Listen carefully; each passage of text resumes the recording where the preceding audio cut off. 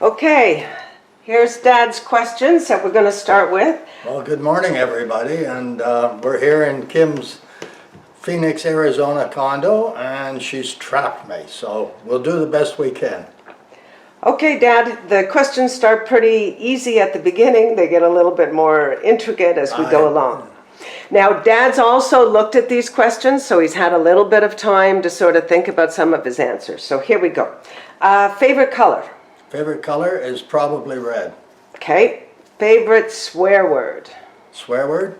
Oh, probably the F word when I get all excited. Okay. Favorite movies? Favorite movie? Right now, I would say Avatar is my favorite movie. Okay. Favorite car? I like the sports cars, but I keep tending towards the Porsche. Favorite joke? Favorite joke? Oh, I don't know that I have a favorite joke. I've never really been good at telling jokes, but probably the one about the young lady golfer that joins three older golfers, a grandfather, a son, and a grandson. They're playing golf, and she's really good. About the 18th hole, she's got a 8-foot putt, and she says, if I make this putt, and I have help from one of you guys, I'll give you the best sex you've ever had, because this is my best game I've ever had.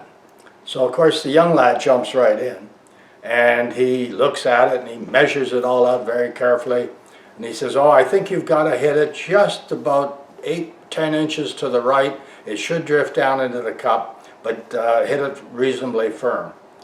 So the father then shoves his kid out of the way, and he looks at it and he says, no, he says, it's going to break about 12 inches, and you've got to be light and let the ball fall down into the hole. And the grandfather says, get out of the way, and he walks up to the ball and he looks at it, and he gets down on his knees and looks at it again, and he says, oh hell, I think it's a gimme. He picks up the ball, and so he gets the best sex of his life. Yeah! Do you have a favorite charity? I would think probably we give more to the heart and stroke, or the breast cancer, the two that we tend to donate to. What's your worst bad habit? I don't have any bad habits now. I did. My worst bad habit was probably smoking. I smoked very heavy during the middle part of my life when I had my own company and stuff. At this stage, I don't. You get too old to have bad habits. Yeah. What was your childhood like? My childhood? My childhood was a little bit rough. Maybe I go back in a little bit of history here. My father came over on the boat when he was probably, I think he was about 10 or 12. In those days, families did that with their children. They would indenture them to people they knew over in the New World, which was Canada in those days, of course. He worked on a farm to pay off his passage. And they gave him room and board and like 25 cents a day or whatever it was. And eventually he ran away. He didn't like it. So I think after about 2 years, he ran away from the farm and rode the rails down to Toronto and lived in Toronto the rest of his life. I was born 1938, August the 29th, and it was just the war in Europe was sort of closing down. Pops had fought in the war, and he had been wounded in England by a bomb shrapnel, so he never really fought in Europe itself. He got to England, was wounded, and then was shipped home again. I was born again in Toronto. My mother was Blanche St. Clair, and my father, of course, Al Turner. We lived on Degrassi Street in Toronto for 6 years with my, at the time, grandparents, with Blanche's parents, the St. Clairs. They played a big part of my life later on, and at the age of 6, Harvey was born. At that point, my parents got into, I guess, some rough times, and anyway, they separated. And I went to live with the grandparents, who by that time had moved to Whitby, Ontario. And so my first public schools were in the Whitby area, just east of Ontario. East of Toronto. At that point, again, as parents will do, they were fighting over the children, and Blanche, my mother, decided to come and pick me up, and we went down to the United States. We traveled around in the States. She was just working as a housemaid and whatnot for a couple of years, and then she up and vanished. The people that I lived with questioned me, of course, and I told them everything I knew. They eventually found my father, and Father and Joan came to get me. So I lived with Pops, or Al, Dad, whatever, right through until I was about 17 years old. Joan and I never really got on very well. It was always like oil and water, and we just never really got together at all in any way. And eventually we had a real set to, and I left the house at 17 years old and walked out and didn't go back for a little over 3 years. So my life was up and down. I lived with a lot of different people during that time, and but I survived, and it taught me to be tough, and I think it was a good thing. Right on. What did you do for fun as a kid? Most of the time, it wasn't like today with the computers and things, so most of the time we played outside. And I loved to play softball. I played a little bit of hardball, but it was just sort of sandlot games with the kids and the boys at school and that. I got a bow and arrow for birthday or Christmas or something one time anyway. Again, probably grade 8. And I enjoyed shooting that, and 2 or 3 of my friends did the same. So, but we just outdoors things. That's what we did in those days, and ride our bicycles. That was the big thing in those days.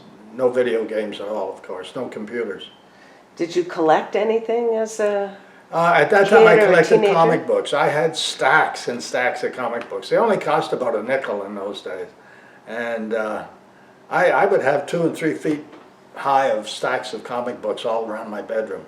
They'd be worth a lot of money now. They would be worth a lot of money now. A lot of things I had back then would be worth a lot of money now if I had kept them. What do you remember most about your teen years? My teen years? Yeah. Teen years were fun. My first high school was Runnymede Collegiate in Toronto. Then the family moved out to Etobicoke, and I then went to Weston Collegiate Institute in Weston, Ontario. And that was, I worked the whole year with Dad. He was not an interior decorator, but a painter and decorator.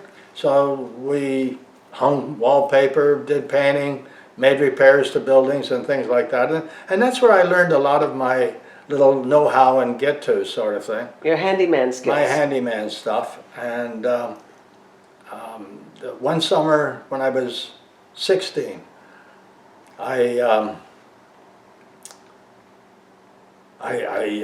worked with him all summer, and then I went down to Crookshank's car lot in Weston, and I bought a 38 Chrysler for $100. And I didn't have a driver's license, so I had to get the salesman to drive me home in it. So he drove me home, and one of his employees followed us so he could get back. I had a fight with Pops on the front lawn about it. He didn't want me to drive.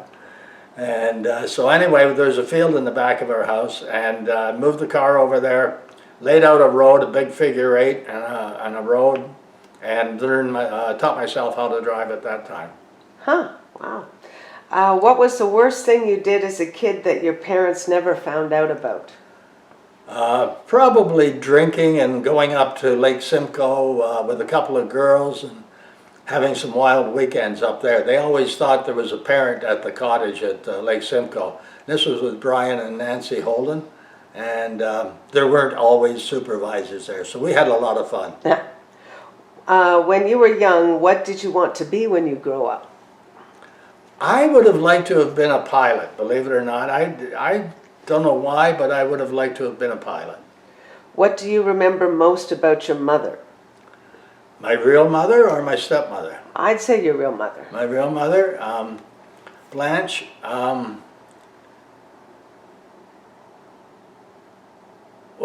don't know what I remember mostly about her. I remember mostly being young and living with my grandparents, and then her coming like a white knight on a charger sort of thing to take me away. She had I think it was a small coupe at the time, a Chevy coupe or something, and us driving as a big adventure down the United States, where again we were 2 to 3 years down there. Oh, wow. What do you remember most about your father? I guess the thing I still remember about my father deals mostly with a respect. He had a tough life. He only went to grade 5, and he had a tough life. And during some of the war years, once he was out of the service, I remember Pops building a wooden crate with a big strap he carried around his neck, and he would go to the local bars, and he would sell egg rolls and sausage rolls and things like that to make enough money to feed us. Wow. I remember that. Out of all the things you've learned from your parents, which one stood out for you the most? Well, again, I think the fact that family is important, and you do whatever you have to do to survive, and basically that's what I've done all my life too. Which family member has been your favorite coach in life? Well, again, I didn't know my mother very much, and I didn't like my stepmother, so it had to be my dad. And again, the thing was respect, take responsibility for your actions. You do something wrong, you stand up and admit it and take the punishment, whatever it is. But respect for others, and just work hard and do your best. What was the worst thing that your parents ever said to you? Was my stepmother. And again, the day that I walked out of the house in Etobicoke, that was 13 Braewen Drive, by the way. She had lost a child earlier, and due to a miscarriage. She was pregnant again with Brian, our third son by Dad, and I was down in the rec room, and she came down, and we had an argument as usual. And she said the worst thing that you could say to a person, I think, was that I was the fault of her first miscarriage, and if we kept arguing like this and fighting, I was going to cause the second one. So that's when I got up out of the chair and walked out of the house. I had a pair of moccasins, white socks, underwear, jeans, and a t-shirt on, and that's when I left home and never went back. Wow. Do you have a best day ever and a worst day ever? Best day ever was probably after the Turnell Associates got going, and I made some very large sales in the order of over $500,000 to the federal government. So that was probably some of the best days, yeah. Yeah. The worst days, when we started Turnell Associates, I was supposed to have a partner named Greg Gravel.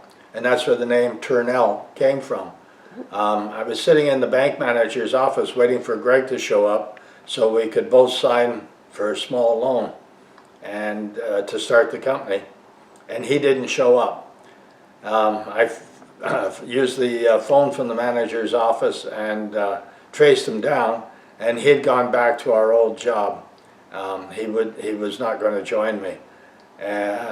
So that was about the worst day of my life. I thought I was going to drop dead then. But the manager said, if you've got the guts to sit here and go through that, I'll lend you the money. So it was the worst and the best day. Oh, cool. Favorite downtime activity? Downtime activity? Reading and golf. I like doing both of those. What gives you the creeps? What gives me the creeps? I don't know, not a heck of a lot. Again, working with Pops in downtown Toronto, the old buildings, restoring them, we came by a lot of rats, and big rats. I mean, rats the size of bunny rabbits. And cockroaches and snakes, and there's not much that gives me the creeps, in all honesty. Okay, what inspires you? I think what inspires me the most is people. People that, again, have gone through trials and tribulations and weren't brought up with a silver spoon in their mouth. Worked hard, live hard, but live by what I like to think of as the golden rule, and that is do unto others as you would have them do unto you. Enemies, however, the rule changes a little bit, and that is do unto them before they do unto you. Ah. What do you think the secret of life is? The secret of life. Well, again, doing the best you can with whatever talents you have. Raising a family, going all the way back to, generations. Raising a family and having a family that you're proud of is probably the main achievement of a man's life.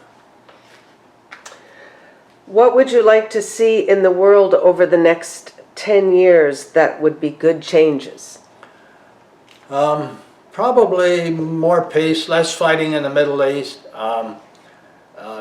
Certainly making peace there, and more trade, more things with other countries, China and whatnot. I would like to see Canada get back on its feet again and get a little bit more into manufacturing, not selling off all our natural resources. That scares me, that Canada is unloading natural resources, and Ontario Hydro, and that's a scary thing. We're selling out our country as far as I can see. What makes a good friend? What makes a good friend? A good friend is a friend that will enjoy the time with you, that doesn't have to be on top of you all the time. Most of my good friends that I've had during my lifetime were some distance from me. But as soon as you see each other again, you're right back in camaraderie and good fellowship. There are people that will help you out if you get stuck or troubled. Just being good people, I guess, is what a good friend is all about, and returning the favor. Now, this is probably one of your biggest secrets. How do you tell when someone is lying? How do you tell when someone is lying? You can usually look at them. There's body language, of course. They may hang their head. They won't look you in the eyes. They may start to perspire. They hesitate a lot. It's just a feeling that you develop. I think especially in sales. Most of my life was in sales. And you tend to be able to read people a little bit from doing that. And I think if you look at our kids, my kids, whatever, Kim, Brad, and Jody in particular, all in sales-orientated positions, they'll tell you the same thing. You get a sixth sense. Yeah. Okay. When, if ever, do you think it's okay to lie? I think it's okay to lie when it's a white lie so that you don't hurt someone. If you've got a truth that you see and not sure whether you should say it or not, I think the decision is, would it hurt the person? And you know, is it necessary to tell the truth at this time?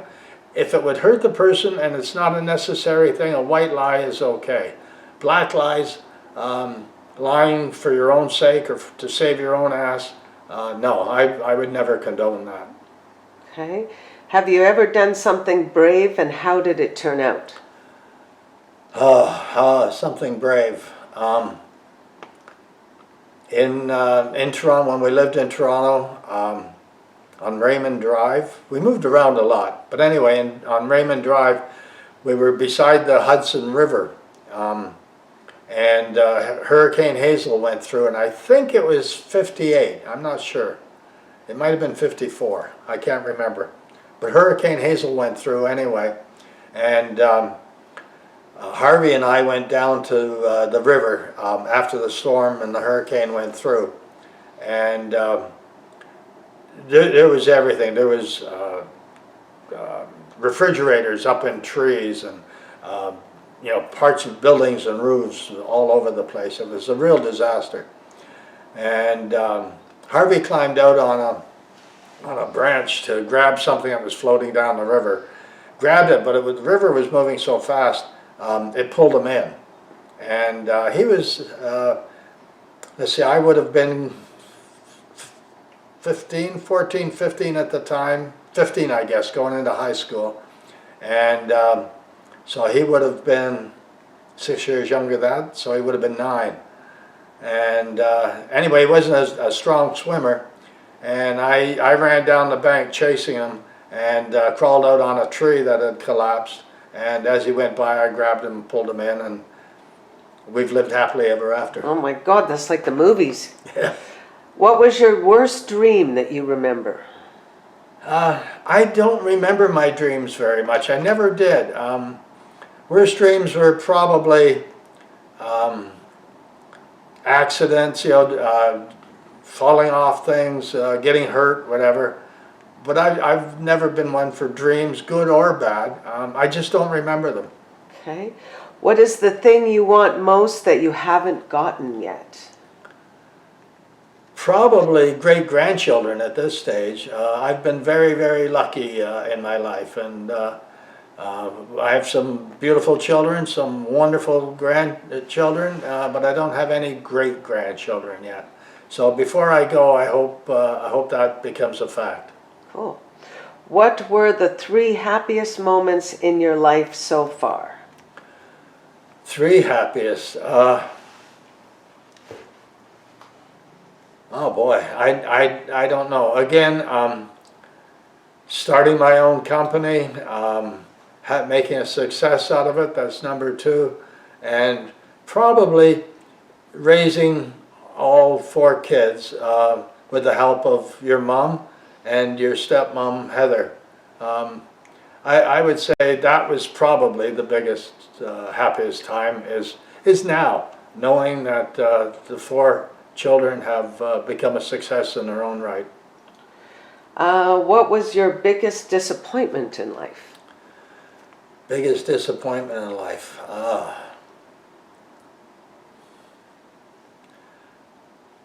I don't know. I don't know what my biggest disappointment in life was. I've always looked at disappointments as a challenge, not as a defeat or anything like that. It's disappointment is something to come over. Again, after I sold Turnell, retired a little bit. We were living in Ottawa, Heather and I hired a guy named Joe Scott to develop a product that used Velcro when Velcro first started coming out, called Music Wallets. And I trusted this guy. I helped him with his car. He had I think it was about a '67 Corvette convertible, and he had a little financial trouble with that, so I lent him the money to keep that, and treated him almost like another son. At one stage, Heather and I took a holiday down in Florida, and we had a lot of money owing to us through the sale of these music wallets. And when we got back, we found Joe had left and absconded with all the money. Oh, So that was the biggest disappointment. But again, you look at it as a challenge. I hired a private detective. I had my lawyers at the time get a bill of sale for $1 for the Corvette made up. And I found the son of a bitch in Fort Lauderdale. And we went down and confronted him. And I took the Corvette, made him sign it back over to me. And the detective and I drove back in it. And the girlfriend that he had escaped with, I gave her a couple of $100 to bus back to Canada, and I left him with nothing. oh my goodness. If you won the lottery, what would you do with the money?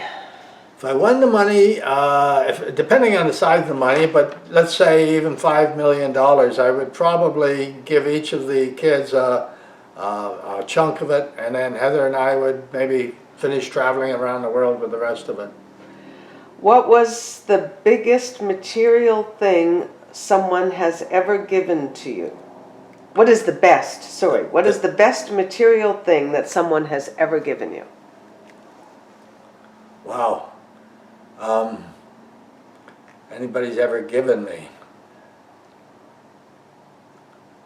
Well, you know, it sounds silly, but from jewelry that Heather's given me to the barbecue kit that you guys gave me, all, the 4 children all donated back, I think, for my 70th birthday. I have a lot of little gifts, and I appreciate them all. I don't know that there's any one that's really the best. Okay. What is the most embarrassing thing that ever happened to you? Oh, the most embarrassing. Again, I was president of Turnell, my own company selling Sony closed-circuit television equipment. And I had a call from a chain of lawyers. There's, I think, 5 or 7 lawyers in the group, and they all had their own offices and their own business. I didn't know it at the time, although I should have by the name of the lawyer, that they were Jewish. Anyway, I took it on myself to go and make the sales call. So I went over to the main contact's office, and we got talking and explaining what he would need, because he wanted to set up training things with videotape recorders and cameras. And it was for 5 systems, so you know it would have been a nice sale. And he kept hammering me on price. And you know, it got down and down and down, and finally I looked at him and I said, "I'm sorry, Mr. whatever your name is," I forget what his name is at the time. I said, "but you can't chew me down anymore." And I knew that was the end of the sale right there. So that was probably one of my most embarrassing times. Would you admit to me if you were afraid of something? Yeah, I would admit it if I was afraid of something. Probably now, at this stage in my life, I'm a little bit afraid of death. Not being a religious person, being an atheist, I don't believe there's anything after. But the fear would be more of how I die, not so much when. But I'd like to go quick when it's my turn. The other thing is, because Heather and I have now spent roughly 40 years together, I want to make sure there's something left for her when I go. So yeah, the fear that I'll live too long and spend all the money and there won't be anything left, and fear that I'd have a slow death. When you are really old, would you want to live with us in a community for elderly people or in your own place, and why? Now you're 78 now. Yeah, I'm 78 now, so I'm starting to get to that really old age. But no, I would prefer to live at home as long as I can. I like it there, I'm comfortable there. We've got a lot of good neighbors that are 10 to 12, 14 years younger than me, so they'd still be around while I'm gone or while I'm invalid. Yeah, I think Heather and I both agree that whoever goes first, the other will look after them at home as long as possible. What qualities do you most respect in a man or woman? Honesty, the drive to be something, to do something better, never quit, and again, stand up, and if something goes wrong and it's your fault, stand up and take responsibility for things. I'm afraid that that's partly missing in this couple of generations we've got now, that even the diplomats don't want to take responsibility. And I think that's important. How much money do you think one needs to retire?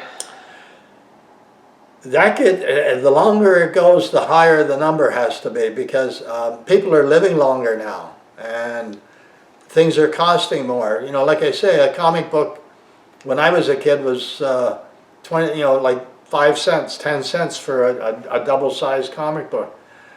Nowadays, I would think they're like $3, $4, $5. A pack of cigarettes is $10, $12 now. My day, I could buy it for 15, 20 cents. So looking at that and the way things have gotten more expensive over the years, I would think you've got to be looking $1 million or more now in not just put away wealth, but in your home and retirement funds and whatnot. You've really got to look at it now. Or the alternative is, of course, get a position, a job where there's a good benefits after. Like a school teacher or a government worker, whatever, where you have Pension. a good pension fund. Were you ever scared to be a parent? Was I ever scared to be a parent? Yeah, I think all parents are scared at one time or another. We had 4 children. Your mother and I, Lois, had 4 children. And at that stage, most of them were young, and we lived in Orleans, up on the hill there. And I wasn't really sure where the next dollar was coming from. And yeah, it's a reason to be afraid. It's a reason to step up and go forward. But I would say the fear of starting a new business with nothing behind you and nobody backing you is a little scary, but that was probably the biggest thing, to look after and provide for the family. Worry there. What do you enjoy most about being a parent? What do you enjoy least? The least was changing diapers and getting up in the middle of the night and things like that. I don't think I had a whole lot to do with any of you kids until you got, so you were walking and talking, like about the age of 5. Then I think we all began to develop a relationship. Up until that time, I have to give Lois credit there. She did most of it. Even after that, when Lois and I divorced, and we had you kids on weekends, and then finally you moved in with us for a while. Again, I think a thank you to Heather, and I think her influence, your mother's influence, and hopefully my influence brought you kids up to be the great kids that you are today. What is the secret to raising good children? I'm from the old school, so I have to say, teaching them, again, I've mentioned it so many times in this interview, but teaching respect. Respect for yourself first, respect for others second, respect for authority third. And in my day and with my kids, a smack on the ass or a smack on the back of the head. Not a whipping, not a beating, but a smack to show authority. I think they all received it, and I think they all benefit by it. What do you remember about each of us when we were born? Well, Kimmy, of course, you were the first, and at that stage we lived with your grandparents, the Halakis, Mrs. Halakis. So Lois and I lived at her house. Can't remember the name of the road. You probably remember the street where you were born on? No? Anyway, taking the first pictures of my first child, that was a big treat. That was a big deal. I enjoyed that, and then following on with Brad and then Scott and Jody, doing all of that, you know, as you kids grew up. Again, by that time, I probably was able to spend a little bit more time with the younger ones, but it was when each of you got to be a little bit older that I tried to put effort and time into it. What is your best memory of holidays or family gatherings? I remember the driving across Canada. Kim, you weren't there at that time. That was just the three. There was Bradley and Scott and Jody, and we hauled a trailer behind Thunderbird, and the CBs were the big thing at the time, and we stayed at all the AOLs, or Campgrounds of America. That's where we stayed as we traveled, and we went all the way across Canada, down into California, and back again. And that was probably one of the biggest, most wonderful trips with the kids. With you, I think the one I remember most was when we went to, not Barbados, but Bermuda, and rode on the motorcycles there. Yeah. You and Jody on one, and Brad and Scott on the other, and tearing around the island. I remember that, and I remember a lot of them. Again, when we went, had the sales trip for the company, I took all the staff down to the Bahamas. Yeah. And you came down and had to pretend you were married to, I think it was one of Salespeople one of the sales guys. to get into the casino. Yeah, gosh, what was his name? He's still around. He's in Kingston. Oh. Yeah. What were the 3 best decisions you ever made? To start my own company, probably to sell it before the bottom went out of the TV market as far as the light industrial stuff goes, and to share as much time as I could and can continue with my kids. What 3 events most shaped your life?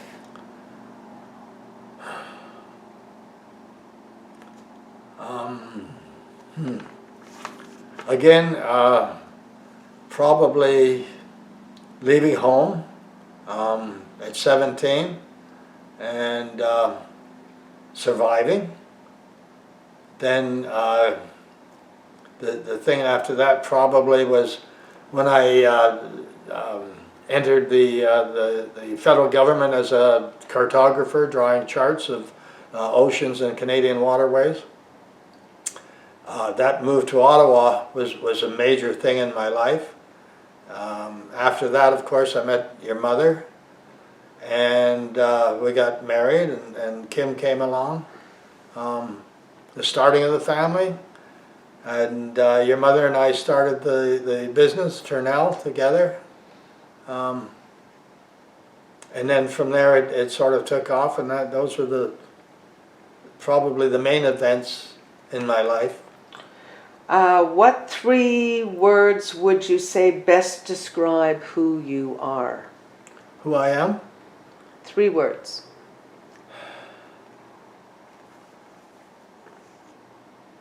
I'm Richard Turner, and I'm proud of it. Cool. Is there anything you ever wanted to tell us but haven't?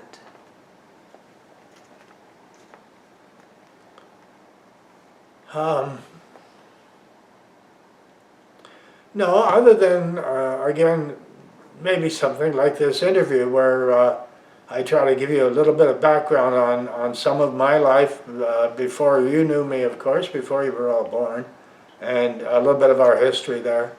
No, other than that, I'm all very, very proud of you and love you all very much. Okay, and the big last question here, what do you want to make sure that your children and grandchildren will remember about you?